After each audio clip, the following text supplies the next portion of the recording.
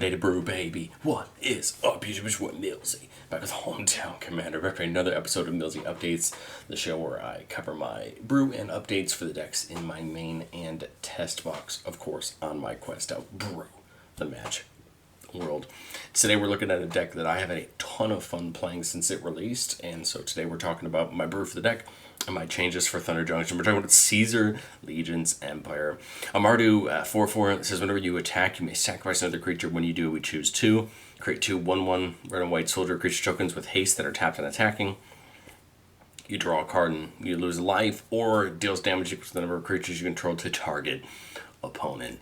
Caesar's a ton of fun to me because it takes what I think is a very Gruul list that I get to play with Jetmir and lets me play a really Boros looking token stack with Caesar, and I think that's kind of fun. The other thing I like about this deck is I don't have a ton of it, but it does get to play just a little bit of Aristocrats to take advantage of the fact that we're sacrificing tokens, and I think that's really fun as well. Again, this is a straightforward combat deck in a lot of ways, right? You're still hitting with your things, you're still using Caesar's ability for damage, but I like that we can sprinkle in just a little bit of the Aristocrats on top. So we're going to make tokens.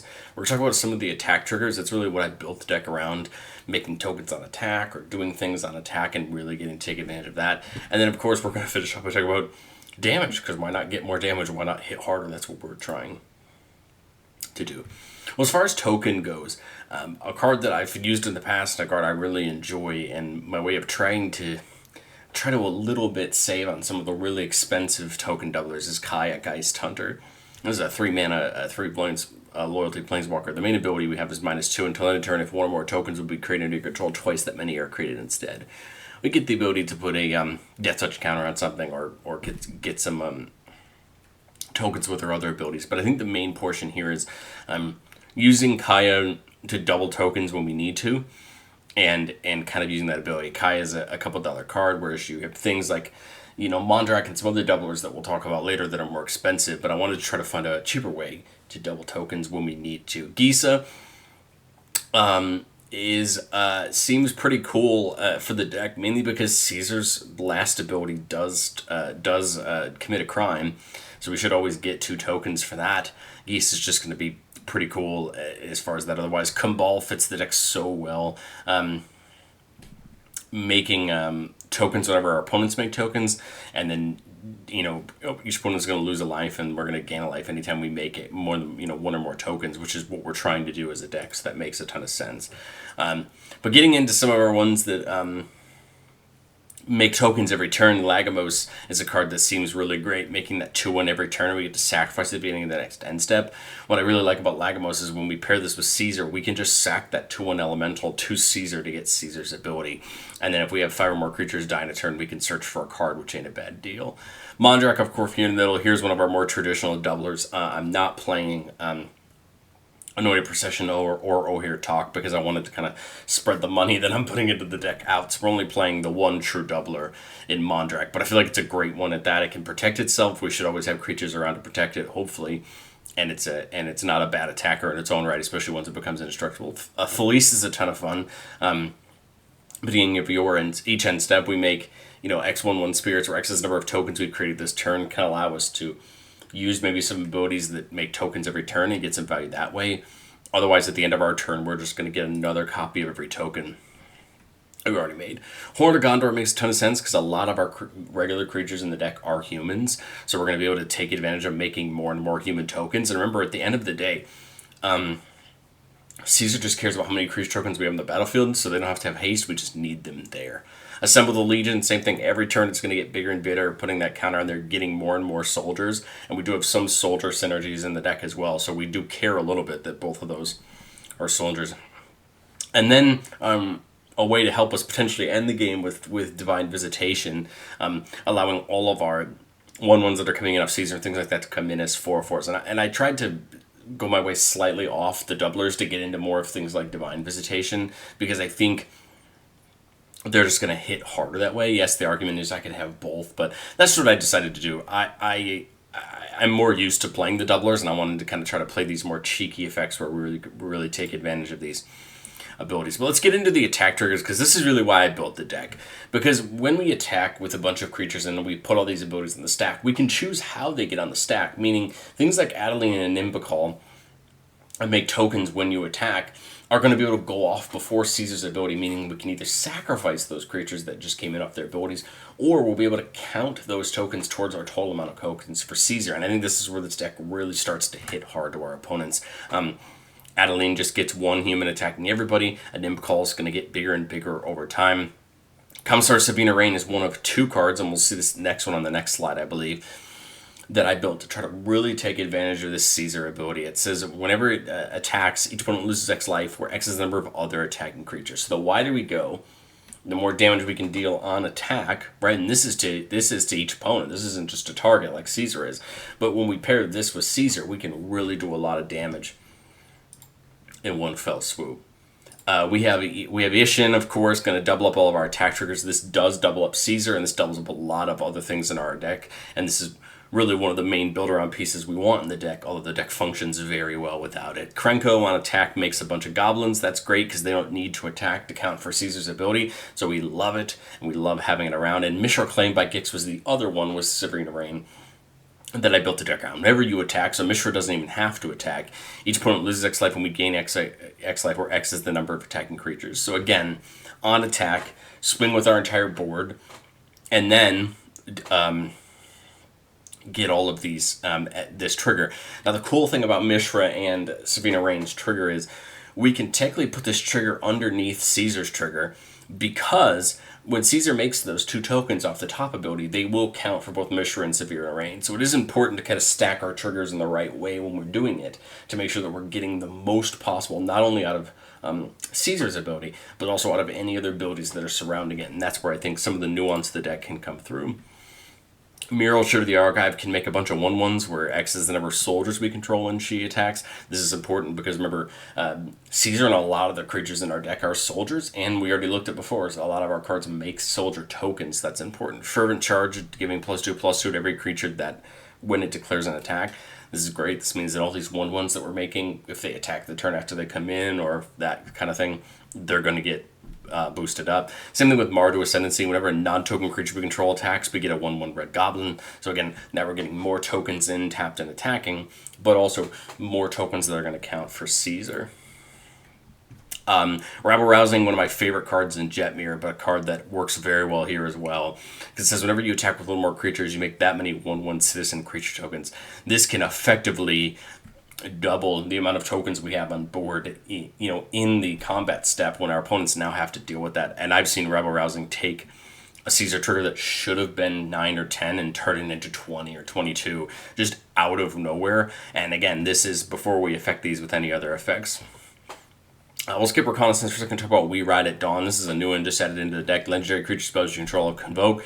This will just let us use our tokens to convoke out Caesar if we want to. But the second ability says whenever our commander attacks, we create a 1/1 mercenary. So just a way to get our commander out a little bit cheaper if he gets too expensive, and then getting a token when they attack. But the main card I want to talk about on this screen, other than Rebel Rousing, is Reconnaissance. This card, the way that it's worded, makes it really busted. In this deck, it makes it killer good.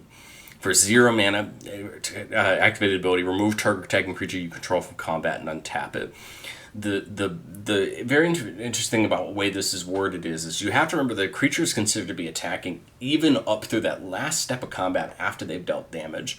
So with Reconnaissance, this can effectively give all your creatures vigilance. But the upside is if I swing a bunch of 1/1s into my opponents and they try to block out, try to block all of them, they're really important. Well, cool, I just remove them from combat. And after all my effects have gone off when we get past blocks, and cool, now they're all safe, I still got my effects, and I get to keep my tokens laying around, and it's one of those cards for this deck that can really, really put in good work. But let's get into damage, right? We want to get some more damage to our opponents. Where things like a Lost Hill Course, whenever a creature we control dies, each opponent loses a life, getting into a little bit of the aristocratic. Same thing with Mirkwood Bats, whenever we create or sacrifice a token, each opponent loses a life. Again, great, because Mirkwood Bats does both sides of Caesar. Same thing, the Lost Hill Core can gain us some life, or each opponent losing a life, depending on what we're doing. Perforos fits in with a couple cards on the next page on dealing damage to each opponent whenever a creature comes in. Perforos deals 2, whereas Impact Tremors and War Leader's Call both deal 1.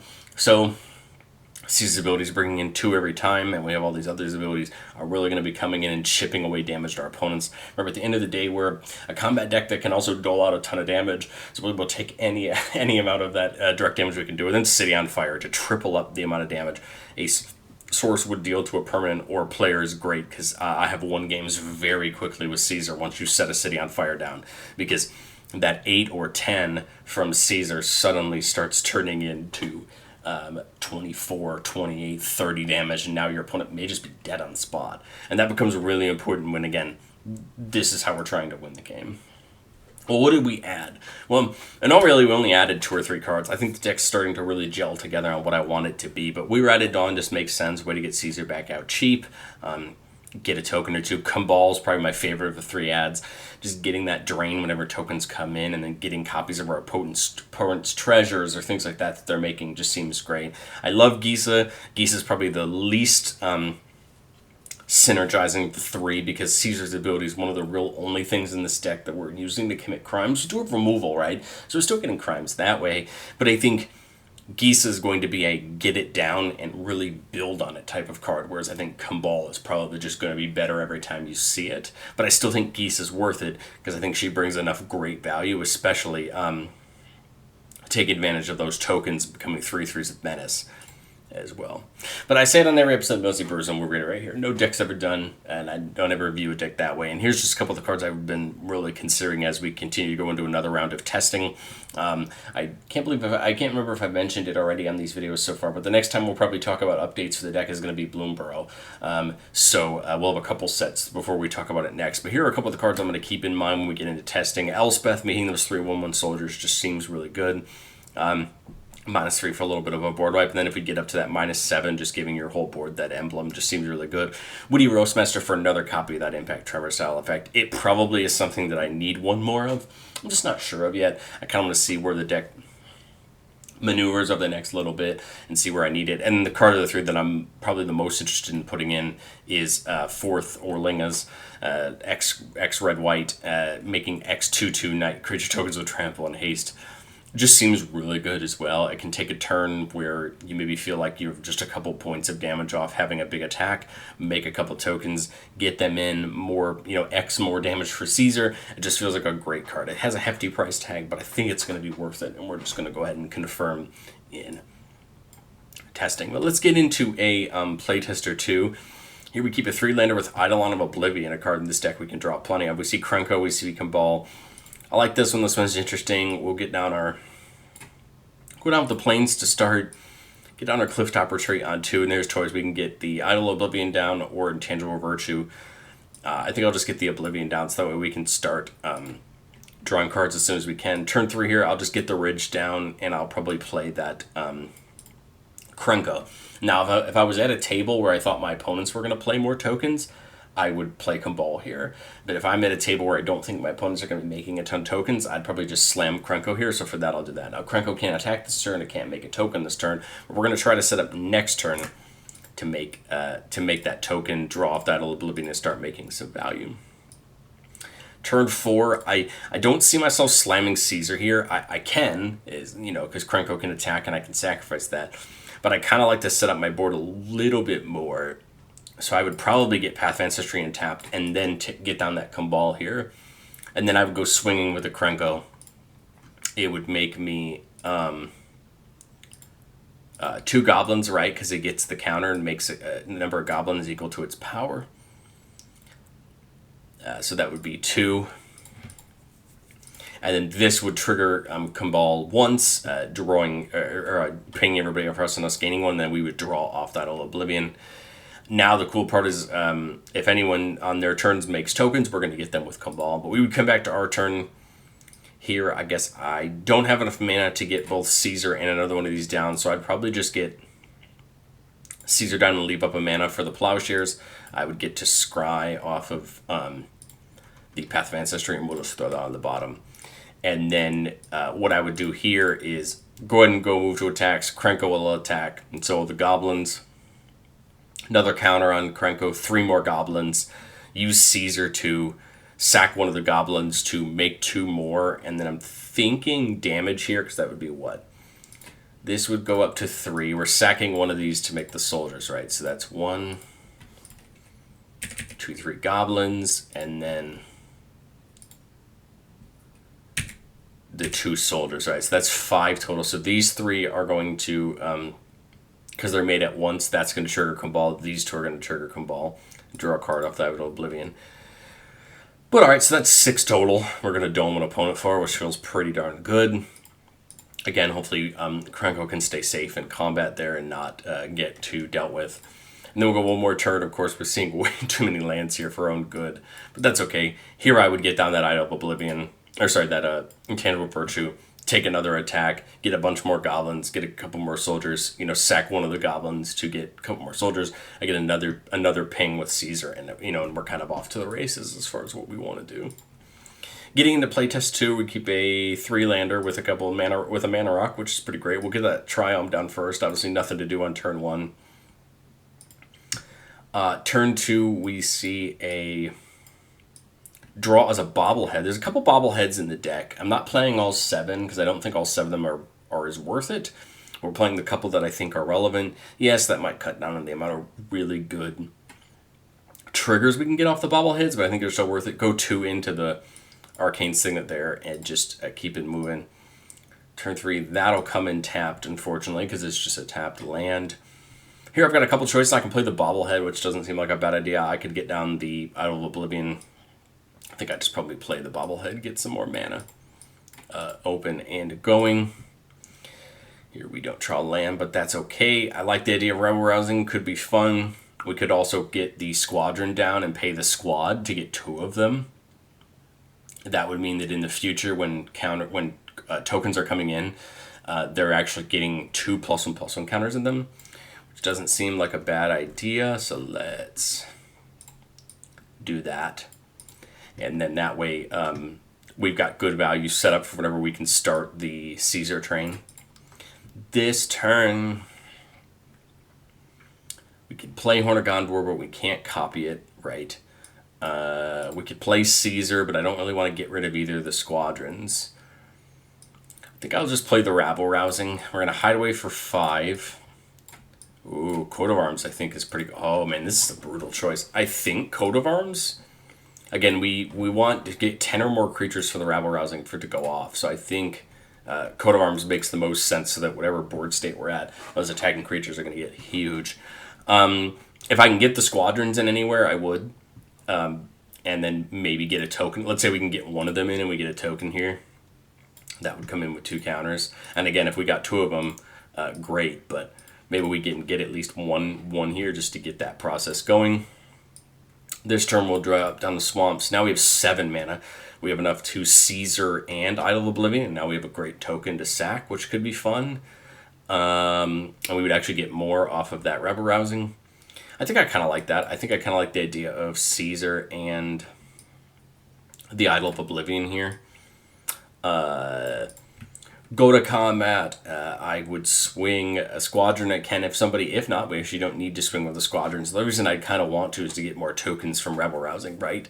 Well, maybe we just can only get 1 squadron in somewhere, which would be perfectly fine. We sack the Citizen to Caesar's effect, making those 2 soldiers. Let's say we got the squadrons in somewhere, so we would make 2 citizens, right? And we can tap that Oblivion to draw a card now. But cool, so now we're at 7 creatures total, so we're very close to this Rabble Rousing trigger. And these 2 came in tapped and attacking, these 2 didn't, so probably get to save, you know, some of the tokens for next turn. But again, all these tokens come in as 3/3s because of our 2 squadrons. And we'll just go one more turn.